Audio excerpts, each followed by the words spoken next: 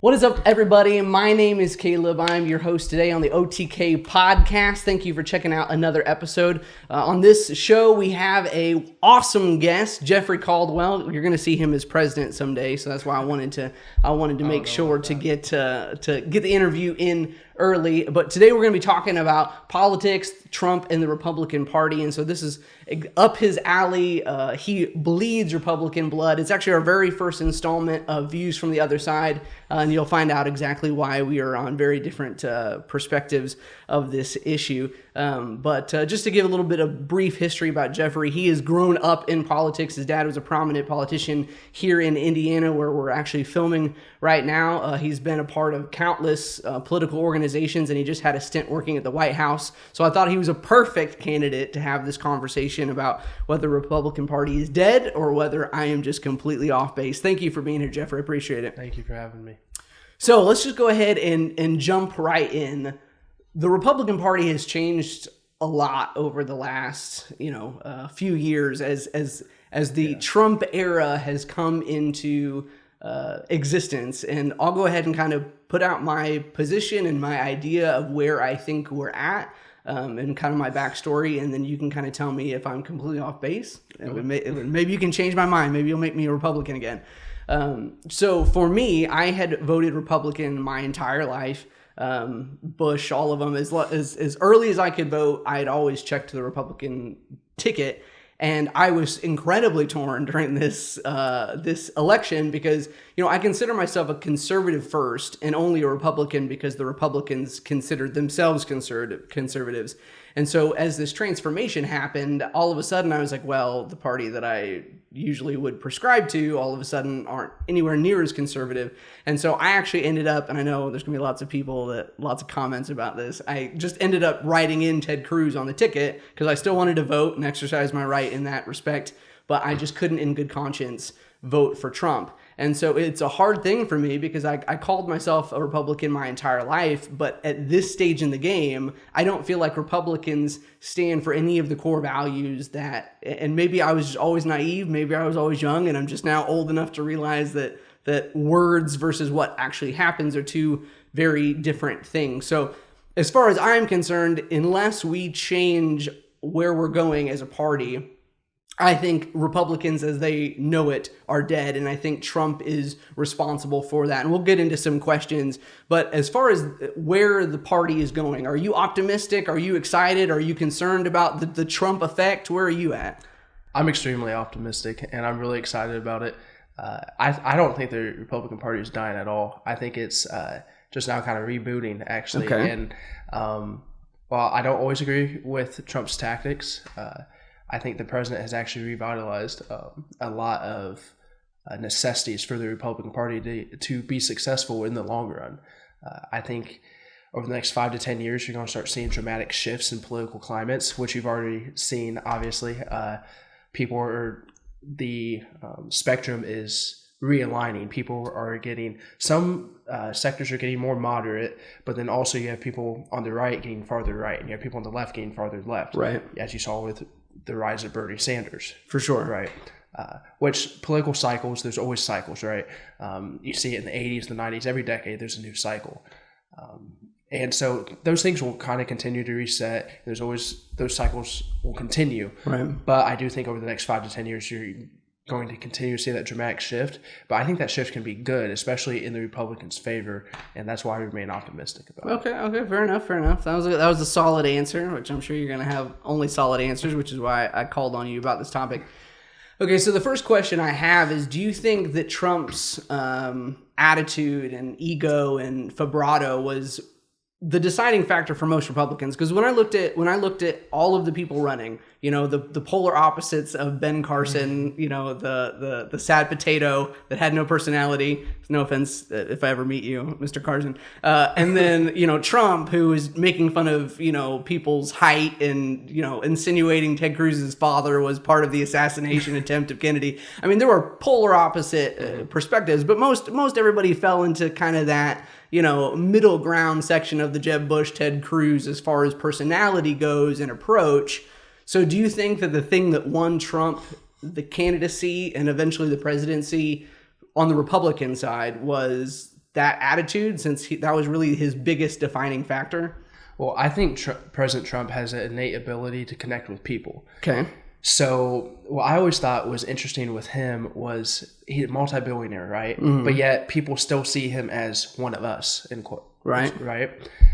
It's his personality, it's his ability to connect with people. And the thing that people liked about President Trump is, since he doesn't have a political background, it wasn't, like you said, his platform is not very different from the other Republicans' platforms. The difference is what he says he will do, people actually believe he's going to do it. Okay.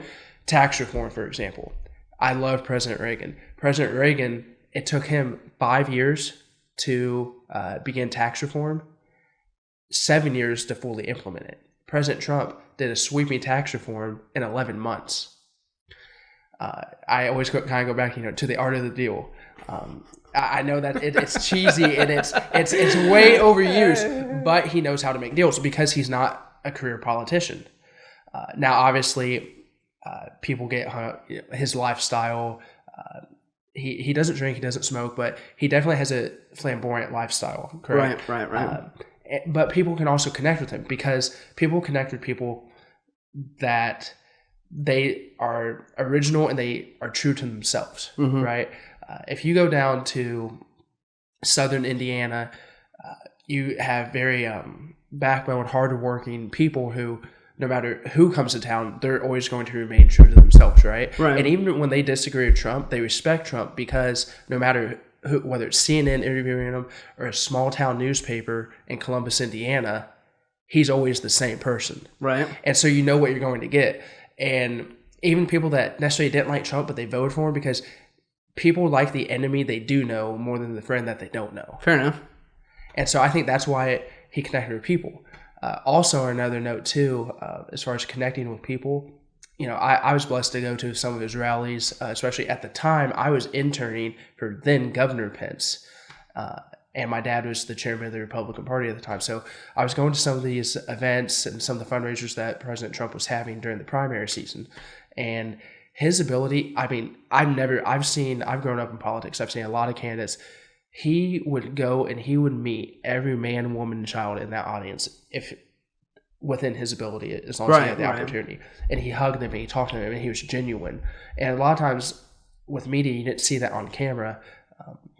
But when he took mass media and he really had a hybrid campaign. He had mass media and he formed it with the grassroots campaign because obviously you saw his social media presence. But when he was meeting people, there's such a genuine nature to it that made him connect with people. And so, yes, he has an ego and yes, he has different personality traits, but it goes back to my first point that whatever he says he'll do, people actually believe he'll do it because of his business background, but also the personality just connecting with people. Okay. It's not about necessarily agreeing, but about just that you'll believe what. Okay, let me take it back because this is more or less this conversation is going to be me explaining to you and you explaining why I'm wrong of how I think Trump is going to be the downfall of the Republican Party. So when you reference the large tax reform that pro-Trump people are parading through the streets as his greatest innovation, my issue, I love tax reform. I love lowering people's taxes. I am a fiscal conservative after all, but when the party already has this stigma of the rich white people trying to line the pockets of corporate America, don't you think that the worst possible thing that Trump could have done with such a big victory that is tax reform to make the individual tax breaks eventually expire and allow the corporate tax breaks just continue? I think that what President Trump's goal is, you can't do long-term deals in politics. We like to think that that's how it can be, but that's just not realistic. And so the way he sees it is you have to do it in steps, it breaks, right? And so it expires, but we'll eventually go back to that and we'll have new legislation that maybe extends those. For example, President Trump on May 1st, this was just a couple of days ago, he extended the exemption for the European Union, Canada, and Mexico on the tariffs for steel and aluminum. Right. Now, what that is I don't think he truly plans to put a 25% import tariff. I think what he's doing is he's leveraging American ingenuity. Okay. And he's leveraging the steel industry, and he's leveraging brick and mortar stores, he's leveraging agriculture. And so that's what he's doing with tax reform, is he's using the way he makes deals to leverage consumer confidence.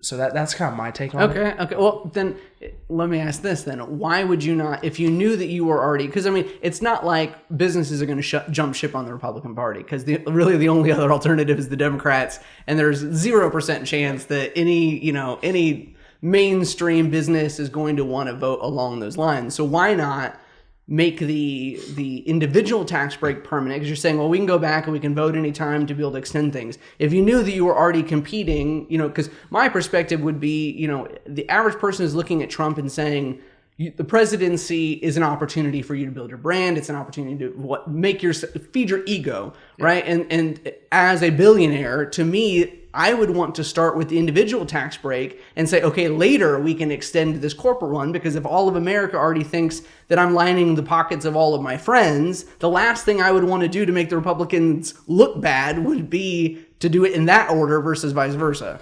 Well, part of the problem is, politically speaking, what you're saying is true. But when you get to the official side, and one of the issues we had, even though that the Republicans hold both the House and the Senate, right? In order to pass the tax reform bill, you have to have a supermajority in the Senate. Right. Some Democrats have to. Due to Senate rules. So it was about, how can we win right now? And yes, there's probably more things that the president would have liked to include in the tax bill, just like he wanted to completely reform healthcare. Right. Instead, what he did, it's all, you got to take what's in front of you. Right.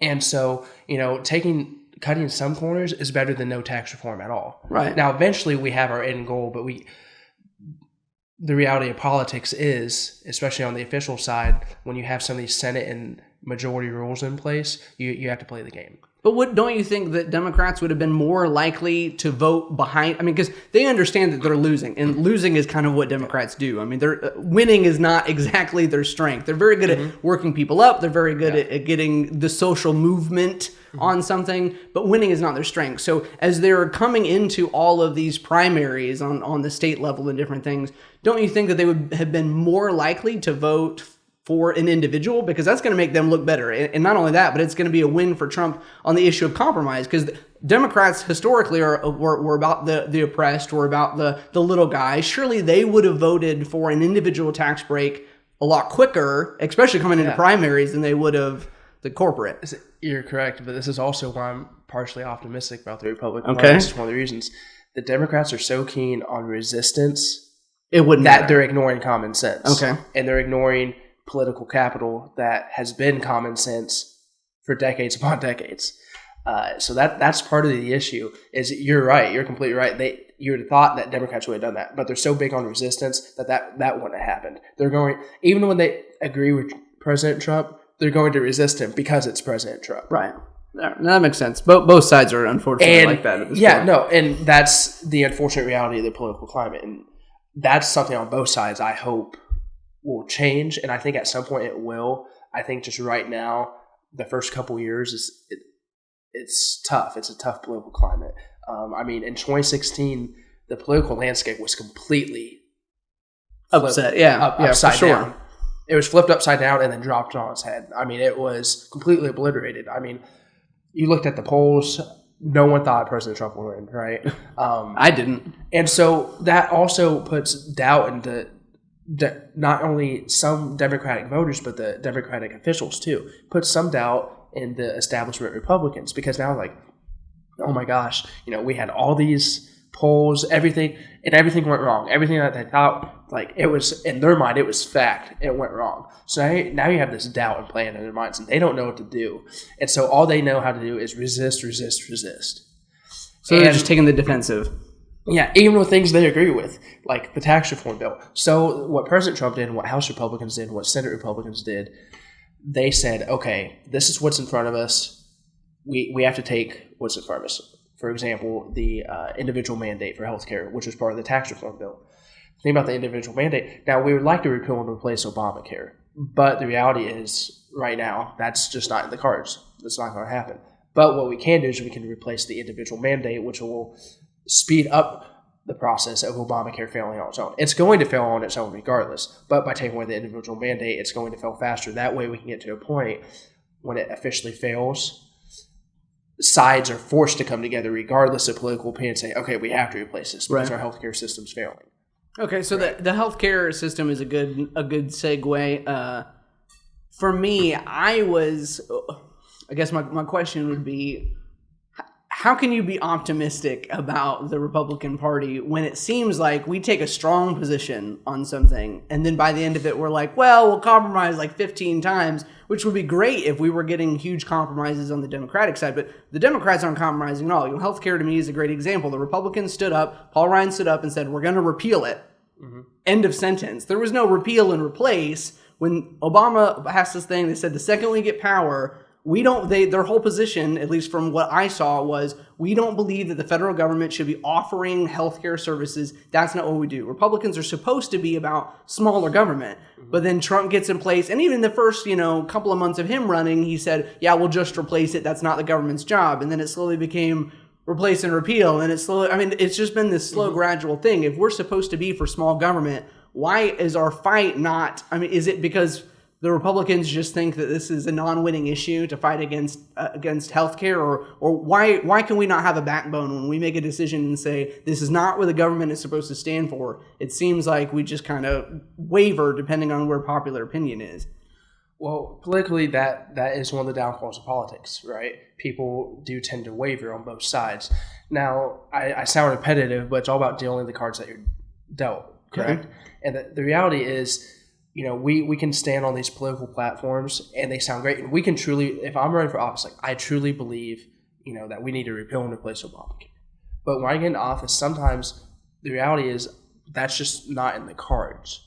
And so what happens is, and I keep going back to this point, when you have some of these Senate and these House voting rules, you gotta take the victories where you can. Ideally, you have in place exactly what you want, but you can't always do that, and so it is tough. Well, I can sympathize with a candidate running that makes that. So take Trump out of it, but Paul Ryan was Speaker of the House when he made those statements. He was fully aware of what the political climate was. He knew what he could and couldn't get done. But to me, I feel like in a lot of ways, the Republican Party is playing people in the fact that you have all of these conservatives that are like, I want smaller government, I want less taxes, I want these social issues taken care of. And I'll give them credit. The abortion issue is moving a strong way, although I don't necessarily think that that's a lot of the Republicans doing as much as crisis pregnancy centers and private organizations swinging public opinion. But for me, it's difficult when somebody is Speaker of the House, and I'm not an anti-Paul Ryan guy by any means, but that guy knows. He's aware. Why are we making statements that we know we can't follow through on? Trump knew in the beginning that he could not get Mexico to pay for that wall.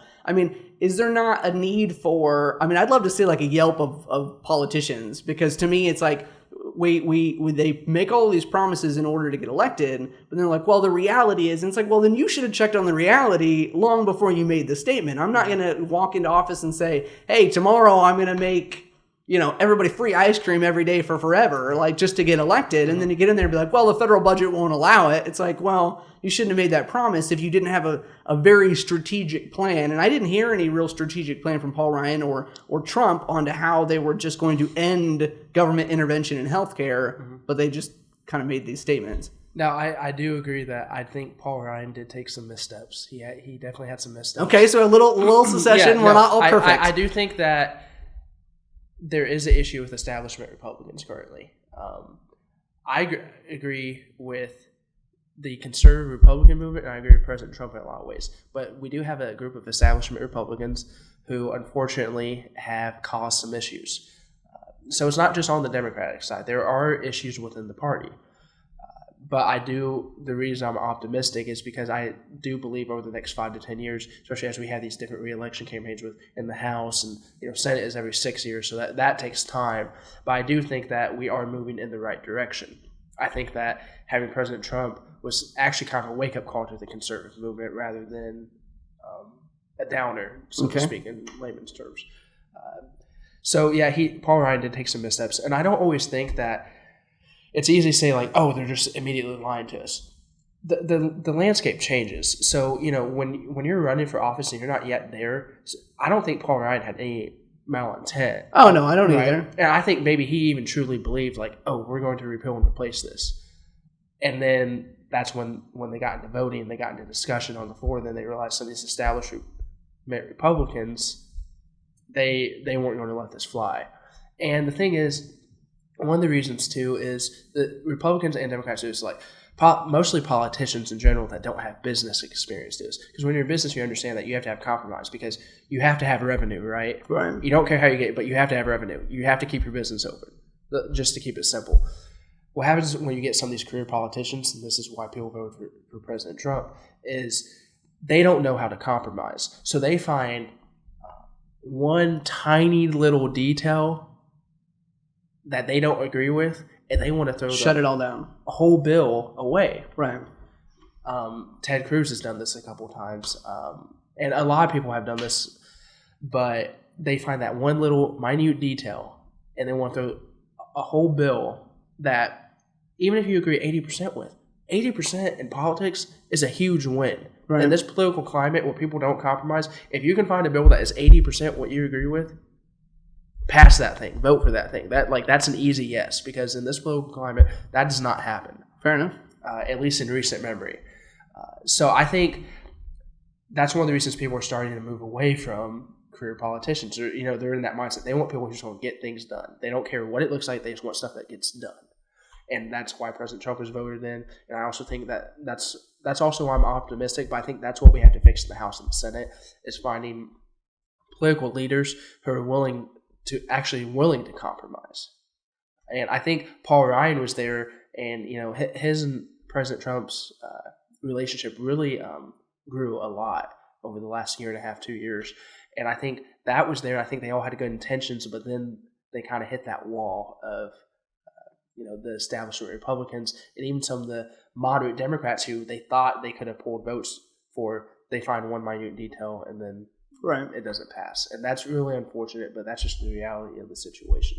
Makes sense. So what do you think about conservative Christians who seem to have hated Hillary so much that they were willing to, and I know this isn't controversial at all, willing to more or less drop their standards like the second that they thought Trump could really win? Because, I mean, the same people, in my experience, that when Romney was running refused to vote for him because he was Mormon. Oh my goodness, a Mormon, not a Christian. What are we going to do?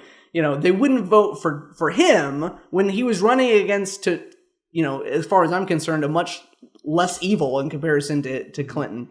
But they were willing to drop their standards the second that he got the at least from my perspective. I saw so many people that were like, oh, he'll never, it won't matter either way because he's not going to get the candidacy. I mean, when he announced, I laughed out loud, and now I'm obviously eating my words, but I couldn't imagine. I'm like, there's a reason that The Simpsons did an entire episode about this idea, because it was utterly preposterous. And so as I'm talking to conservative Christians, they're like, oh, it won't matter. But the second he became the guy, it was like, whether it was Jerry Falwell at Liberty University. I mean, you go down the line of like hardcore conservative Christians that all of a sudden didn't seem to mind, whether it was the grab them by the fill in the blank. I heard Christian guys making well, that's locker room talk.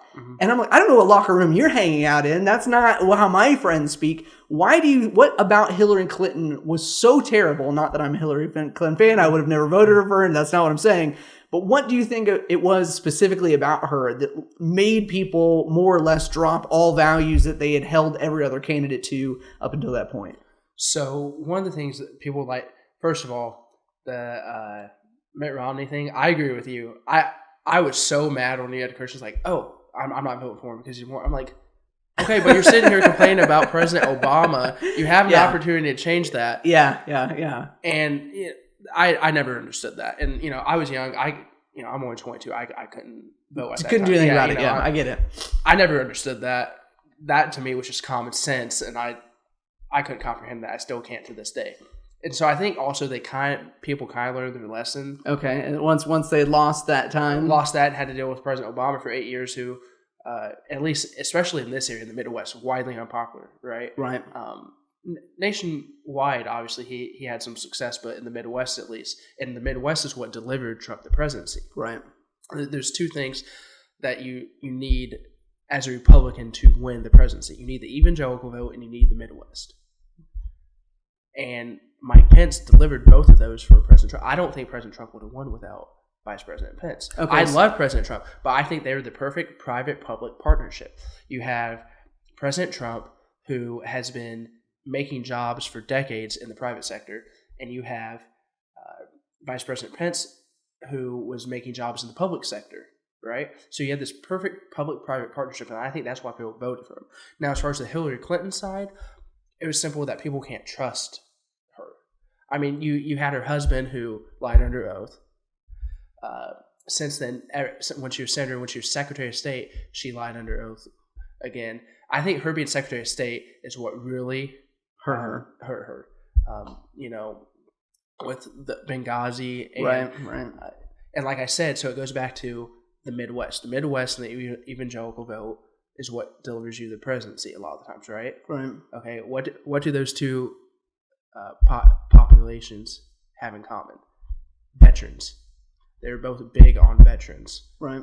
What was Hillary Clinton? Not big on. No, what she had an awful impopular. track record with veterans. Yeah. No, I understand.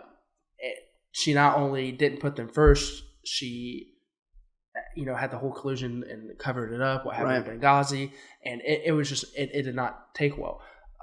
Now that's the other thing is Hillary Clinton from the Democratic side. I know a lot of Democrats that don't. They don't like Hillary Clinton. She was an awful candidate. No, she was and that's a whole other, that can be a whole other conversation for a different day. Honestly, Bernie Sanders should have been the nominee, but because they have the super delegates, which are completely rigged. Right. And that was another thing. So now you have people who they see how Hillary was rigging the primary. If you have someone who's willing to rig a primary, the primary is the one where you get in fights, and even with President Trump, he was going after everyone, little Marco, yeah. But they came together once the general election came around, right? The Democratic Party, you never really saw them come together. Bernie Sanders, because while I disagree with him, is a very nice and humble guy. Through his support behind Hillary Clinton, no one ever believed it. Mm-hmm.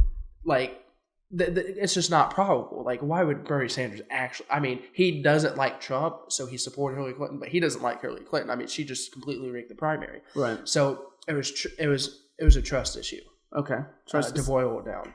So two-part question to that. You brought up Mike Pence. I struggle because I can't imagine, and I'm gonna be blunt, I can't imagine how miserable that position must be for him, and the fact that that he has to disagree with 90% of what's coming out of Trump's mouth, but as a vice president, you can't say that. Do you not think that he has ruined his potential for running on an individual? Do you think he'll run individually? But if he decided to, in the fact that and who knows, maybe Trump will get out of this and conservatives will especially Christian conservatives will wipe their memory clean of all of the things that to me make it impossible for me to support him. But when you have somebody that claims to be a hardcore Christian conservative like Pence, and he has to be in this administration in the way and the form that it is, because I will never argue that Trump is not effective. He's absolutely effective. He's effective like cyanide is effective, but he kind of burns things as he goes. Yeah. What do you think is going to happen to Pence's long-term career in the fact that, at least the first question that I would ask if I was at a town hall and he was running for president, I would have said, why did you keep your mouth shut on A, B, C, and D after you were in? I get wanting to be vice president, and I hold nothing against him, and I like him as a candidate. Obviously, I had a lot more, you knew him personally, but through our avenues, I got a lot closer to him or had opportunities to hear him speak than most people. So I like, growing up in Indiana. But to me, there's times that Trump says something, and I'm like, oh boy, and it's just, it's silence. And I get that he can't, and I don't expect him, this is sad, but I don't expect him to come out and say, that statement wasn't right. That statement was wrong. This is vice president. I don't expect him to do that. But don't you think that that's going to have a negative effect on his career moving forward? Or do you think he's going to be out of politics after he's done with it? Oh, no, I think this has helped his career. I think. Really? Yeah. Okay. I think pending, Kanye West running in 2024, I think there's a very good chance. I think that he could be president after President Trump. Now, obviously, it's not very often that you would get win back to back to back to back 12 right? years of any single party in presidency. But I think it has definitely set up him to be president one day. I think it took his accomplishments in Indiana. We had a AAA bond rating. He did great things. Greatest place to open a business in the nation at the time, right? And it's still one of the top 5 to open a business.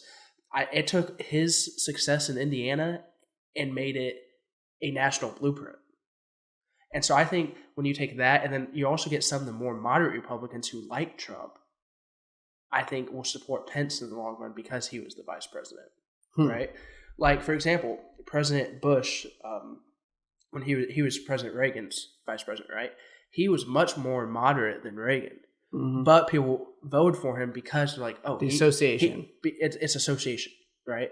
So I think that helps him. But also, from a Christian perspective, you're right. Maybe I was just an intern, but from what I saw, first of all, I think the vice president's doing great. I think he truly loves what he's doing because he loves to serve people. He always says, I'm a Christian conservative, but Christian first, right? Right. Christian conservative Republican in that order, right? That's his famous quote that he throws out all the time. And it's true, and I've seen it first person. And because he truly loves people and he wants to serve people. And so, maybe he doesn't agree with everything that President Trump says, but he sees it as an opportunity to serve the American people and also serve President Trump. And, our greatest calling as Christians is to love people, right? And so maybe he doesn't agree, but I've also seen how he can use his position to serve and love the American people and also serve the president and love and be a witness to the president at the same time. And I think, the vice president is a true man of faith, and I think that is the lens that he always looks through. And so it doesn't have to be this big black and white. Oh, how can he stand by him? God opens up different doors for everyone, and I think the door that God opened for Vice President Pence is to serve as vice president, to be that beacon of Christian conservatism and hope, whether that be to the president or the American people or both at the same time. Interesting. Okay, so next question. Considering how vastly different on social and ethical issues Trump is from what the Republican Party used to be known for, right? I mean, everyone made fun of the Republicans for being the stuck-up, self-righteous Christian, blah, blah, blah. You go down the line, and then Trump comes in, blows that apart. I mean, there is nothing traditionally conservative about Trump. My question to you is, now that the Republicans have seen that model could win, do you think that is the way that they're going to go? Because to me, if and then maybe I'm naive, very possible, but to me, the person that likes Trump is not going to like Pence, right? I love Pence. I would vote 100 times for the Ted Cruzes and the Pences and the Paul Ryans of the world, but I obviously didn't vote for Trump. And so, and maybe it's because the hardcore conservatives are willing to overlook a lot more than I am. I'm a lot more of a stick in the mud in that respect. But when you look at the values that Trump holds, even whether it was the way that he spoke, his position on gay marriage, you go down the line, he had a lot more liberal a perspective and approach than what the Conservative Party had ever held. So as the Republican Party moves forward, are they just going to be the Republican Party and kind of slowly diminishing the conservative Christian side? Because I don't see how you can hold, okay, this is what's going to win. That's not conservative Christianity, you know what I mean? And I think the more years that go by and the more socially liberal the country becomes, the harder sell that conservative Christian end is going to be. So with the country in a lot of ways moving left, socially, politically moving right, I think there's a sway our direction in that. Do you think the Republicans are going to bother with the fight of traditional conservative values, or do you think that they're going to go the way of the Trump administration? I think that they will continue to be traditionally conservative. They're just not going to make it a platform, mostly because politically it doesn't matter anymore. Now, that's an unpopular opinion. The reason I say it doesn't matter is, for example, marriage equality. That was something that went to the judicial branch, right? The Supreme Court. I can disagree with it all I want, but the reality is that's not going to change. That's law. That's the law of the land. And I don't have to agree with it, but I have to respect it. That's the law of the land. And so I think most people are still very traditionally conservative, but they just also understand that that can't be the platform. It's useless because all you're going to do is lose votes. And the thing is, as a Christian, right, if I believe that God has called me to serve in politics, everyone's called to serve in different, some people are called to be school teachers, some people are called to be engineers, wherever door God opens for you. Say for me, it's politics, right? Now, it's not about votes, but I understand this is the door that God is opening for me. And, I want to be in that position to serve people, correct? And so I'm not going to run necessarily on this traditional conservative platform because, one, it's useless at this point. And all it does is block people off from the vision that I have for the country. And so I think that people are still traditionally conservative. It's just not going to be a platform. Now, I think if media and people ask them about those questions, that they'll be honest, right? Vice President Pence is an example of that. Right. But even Vice President Pence doesn't make, traditional marriage part of his platform because even he understands it's the law of the land now. He disagrees with it and he'll be honest about that, but there's no sense in making it part of your platform. Okay, so and let's say, I'm not saying that I think that that's a good idea or that's the way that I want Republicans go, but if Republicans drop the socially conservative end, what are they going to have left? Because if we keep the model the same, not one time during all of Trump's candidacy, not one time since he's been running, I've never heard him, when somebody asks, what do you think we should do about the problem? I've never once heard him say, well, maybe that's not a problem the government needs to try to tackle. I've never heard small government out of his mouth. If anything, it's been like, oh, we'll pass these wonderful laws. It'll be greater than all the other laws ever made in history. And so at least the Trump model, and maybe you think that the Republicans are going to take the Trump model and tweak it by 30% or 40%.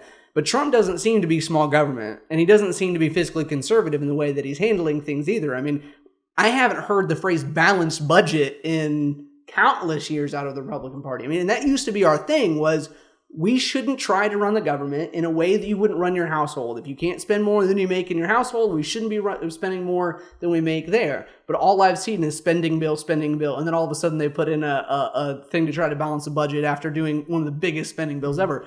So if we don't have the socially conservative angle, and it doesn't seem like, unless we're going to change what Trump has been doing, if we don't have the fiscally conservative angle, what are we left with?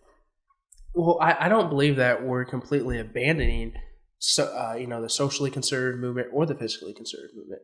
I think a lot of times people have changed their rhetoric on things. For example, there's different types of debt. And the spending bill, the omnibus bill, right, that was recently passed. Now, there were things in it I disagreed with, and it goes back to my initial point that, if there's 80% in the bill that you like, just let it pass. Just let it pass, because in politics, that's the best you can do. You're not going to get the perfect legislation. You're not going to get the perfect candidate either. I always tell people, you're never going to like 100% about any single person. The only person you're going to agree with 100% is yourself. So if you want someone to vote for that's 100%, run for office. Yeah. There you go. That's your calling. That's good. There you go. So it's the same thing with policy. And the thing is, a policy that you're campaigning for or that you're pushing on the floor is only as effective as your ability to communicate it. Right. So we've had to change our rhetoric a little bit. We haven't changed the policy itself, but we've had to change the rhetoric because you don't want people completely closed off, because they might agree with it, but if you use, I hate to use this word, but like something that triggers them, right? Right. Then they're just going to completely shut down and, not give any light of day to what you're speaking on, correct? And so I think both fiscally and socially, so we've changed the rhetoric. Socially, like I said, we're not running, necessarily on the platform. Now, abortion is different. To me, that's not necessarily a social issue. That's just a human rights issue. A human rights, and it's common sense. Science is now backing, what the conservative movement is saying, right? Right. About when life is at the, source of viability, right? And that's what Roe versus Wade. Roe versus Wade actually wasn't all about abortion. It was whatever. It actually said, if you actually read the law, it's all about when the fetus is viable. And that way, because they knew technology would progress and maybe that they would be wrong. It was never about abortion. So that's a real big common misconception about Roe versus Wade. that's the other side. Now I don't mean to go off on a tangent. But so socially they're not changing the platform. Fiscally, they're not abandoning fiscal conservative principles. They're just adapting on how can we innovate fiscal policy. And there's also different types of debt, right? So with the omnibus bill, there is certain things that we do have to spend money on because you have to spend money on military. There's two big things that really make a country successful: infrastructure and national security. If you don't have infrastructure, you don't have national security. Right. Right. Then if what separates us from a underdeveloped country if we don't have national security and infrastructure, right? And so there is spending that is necessary. And the reason that we don't throw around the term balanced budget as much anymore is because certain things don't always balance out, but that doesn't mean that we are in a deficit, right? Because like I said, there's different types of debt. There's debt that recur interest, and there's debt that it's empty. It goes, we spend the money, it's just gone, right? But part of the omnibus bill, we spend money on military, which is, if you want to look at it from a jobs perspective, it's also improving national security, right? But it also goes towards now we're kind of in the infrastructure phase. Last year one, we were in tax reform phase, and now we're in the infrastructure phase. And so, we're allocating money that can go towards, billions and trillions of dollars of infrastructure. But we also get that money back, right? Because when you use roads, if you don't have a good road to get someplace, then you can't make jobs, because the Starbucks down the street, they're not going to hire people if they don't have customers, because customers don't have access to their facility. Right. So concerning the omnibus bill, yes, there was a lot of spending, but that doesn't necessarily mean that we abandon fiscally conservative principles. And I don't think in the long run we are either. I think we're just simply adapting to what we need to do to make legitimate compromise that is necessary in order to completely keep moving our country forward economically.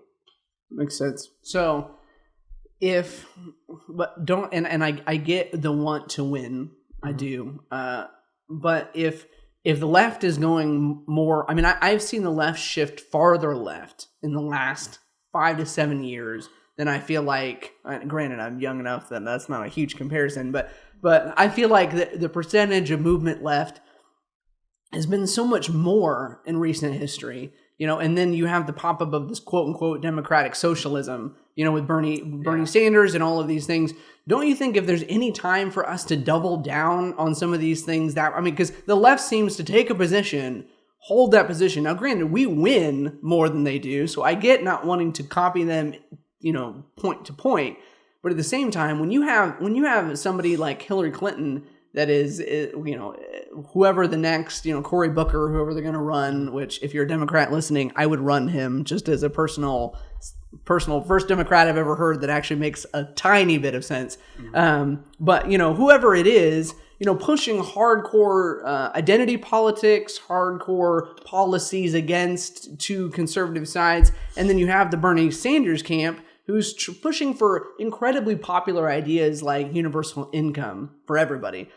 There's not, unfortunately, I think there's a famous quote by a French philosopher that says, democracy dies the moment people realize that they can vote themselves money, right? Yeah. And then that's exactly the truth. So when you have the left pushing something that everybody loves, right? All minority groups love this idea of identity politics. It gives them something to believe in and vote for. Yeah.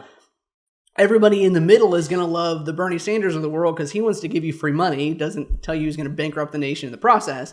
But don't you think it's dangerous to try to take a more in-the-middle approach when all of our political opponents seem to be taking a staunch position and saying we're not going to compromise? And see, I think that's what people also love about President Trump. He compromises, when passing legislation, right? And he compromises. But his key issues on his campaign, he stands strong, and he doesn't. And this is where people like his ego, because he does not care. He doesn't care how much the media is bashing him. Yes, he goes on his Twitter tirades and all that, but at the end of the day, there's a sense about him that he does, like, he's going to stand where he stands, and you're not going to move him, right? And but he's going to move himself. It seems like every 5 days. He was just saying that.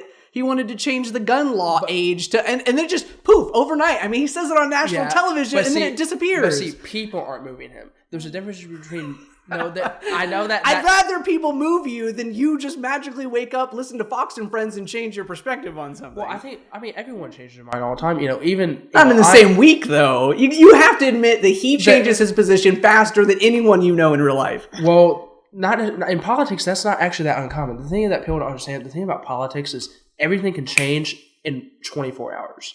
My dad always says that a political lifeline. Everything you have 30 days. 30 days, Hillary Clinton was going to win. The next 30 days, oh, wow, this Donald Trump guy is right. It all the next 30 days, the grabber, but, that comment came out, oh, he's losing. But then he got momentum again the next 30 days. Fair enough. Okay, I got two last questions for you. Okay. Number one, this to me is the biggest. If I had to pin down one thing that made me deeply regret Trump as president, it would be the way that he has handled his hiring and firings, and the fact that don't you think that we have opened a proverbial can of worms when we've set a precedence? I mean, because everyone likes that he fired the intelligence director and these people.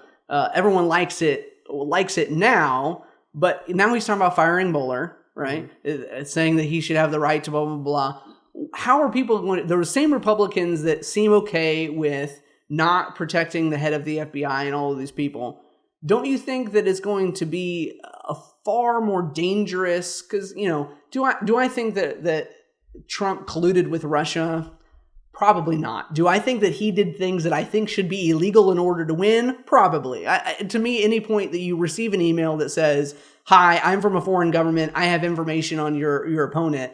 I can understand accepting that information, but you definitely should call the FBI and be like, hey, just so you know, this person is trying to meddle. I think that should be illegal. I think everybody that knows about the email should go to jail, but I'm not in that position. I don't get to make that decision.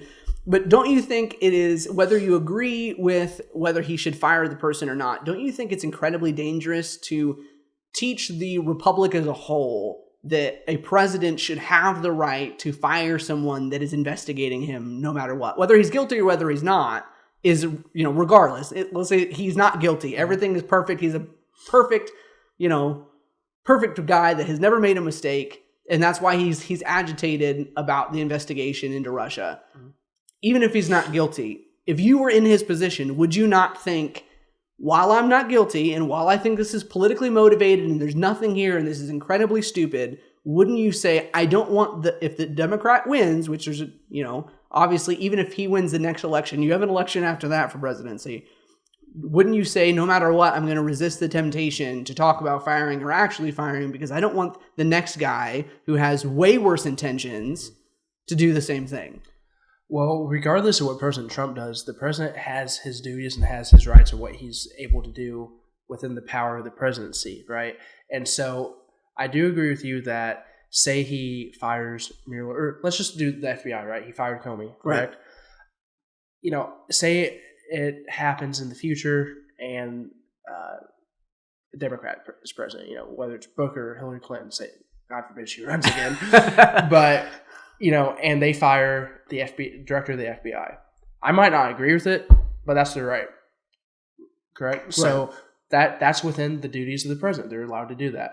And so I think we have to be careful about the can of worms we're opening with the rhetoric about just because we don't like someone, fire. I think when we have reasonable cause to replace someone, then we should do that and we should exercise that right. And I think that we also need to understand, like you said, now this might happen in the future, but we have to be willing to accept that. So can we find a common ground and say that maybe that shouldn't be a power that the president has? Maybe that should be up to a vote, even if it's within, let's say, if it's a Republican party or a Republican president, it comes to a committee of Republicans to make that vote of whether somebody should stay. But don't you think we should do whatever we can to make it to where one individual who already, historically, the executive branch has not exercised this consistent level of action. He's taken more advantage of whatever power the executive branch has had, which obviously he thinks that it's because everything's broken, I need to fix it. I get that. But, as when you start setting these precedents that any power you have should be exercised at any possible moment. So don't you think a law should be put in place? I'm going to put you in a corner. Oh, no.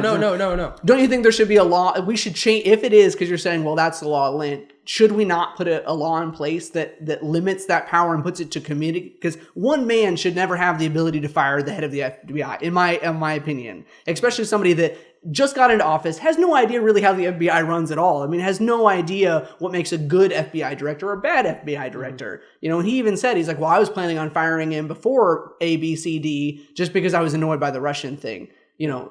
Don't you think that law should change is my question to you? I don't think so. I think, multiple presidents have appointed, their own head of the FBI. That's not like an uncommon practice. Right, but they haven't fired somebody unless there was some serious, when was the last time you remember firing the reason a lot of FBI people director? don't fire is a lot of times every cycle, most directors, for example, when my dad was GOP chairman, when Pence became the VP nominee and there's a new governor, Governor Holcomb coming in place, he resigned as a courtesy, because the sitting governor should have his own people in those positions. That's just like a courtesy, that's his right. And it's always been a courtesy, right? And a lot of times people have done that. So a lot of times presidents haven't been put in the position that President Trump has been put in. He's been put in a lot worse conditions than a lot of presidents just because people have decided they don't like him and they're going to give him a tough time. Right.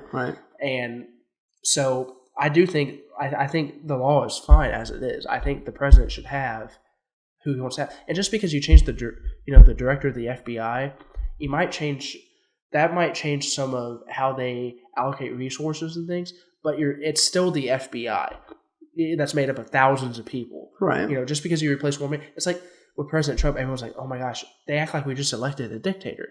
We still have checks and balances. Even Republicans who freaked out about Obama being elected again. I'm like, guys, calm down. There's still checks and balances. You might not agree with him, you might not like the guy, right, but the United States is not crashing and burning, okay? There's still checks and balances. And I think even Democrats have kind of come around to that. At first, I had friends that they didn't go to class on Purdue's campus. They're too busy mourning. They were so distraught. I actually, at first I thought it was funny, but then I was like, that's sad. Wow, yeah. It's they're actually very distraught. And the thing is, there's always checks and balances in our government, right? And even in the FBI, there's checks and balances. So I think the law is okay. I think I am hopeful that as the term progresses, that people will be more open to giving President Trump a fair hand, right, as they have other presidents, regardless of Republican, Democrat, right? So I think that law is okay. Okay, fair enough. Although I'll make the side comment for my next question. You talk about checks and balances. That's the one place where there is no check or balance. He does not have to check with anyone. He isn't balanced by anyone in this action. But I get your perspective. I can appreciate it. So my last question before we have to go is this issue of, let's say, for whatever reason, Trump decides not to run for re-election. Do you think Pence is going to be the guy? Yes. Do you think he can win? Yes. Okay. Well, but he did announce his 2020 election. Oh, no. He did officially announce his 2020 I understand that he re-election. has every intention of running again. Trust me, I'm sure he is. He's very excited. Will, before you go, I want to pit a prediction because it's very hard to have these debates and there be any winner or loser. And although you did a great job, I don't think anyone lost. Do you think that Trump, indirectly or directly, will end up causing, because I'm putting a prediction out, I could be completely wrong and you can laugh at me and put me on Twitter, I think that there is going to be a large turn of Republican candidates in the primary in the states lose because of what Trump has done and his rhetoric in states that had voted for him originally and now are going to reject Republican candidates. Do you think that's the case? I don't think that's the case, but Indiana actually is a good example right now. There's a huge Senate primary coming up in a week from, on Tuesday actually. This coming Tuesday is primary. There's 3 candidates, Republican candidates running for Senate, and they will eventually go and go against current sitting senator, that's a Democrat, Joe Donnelly, right?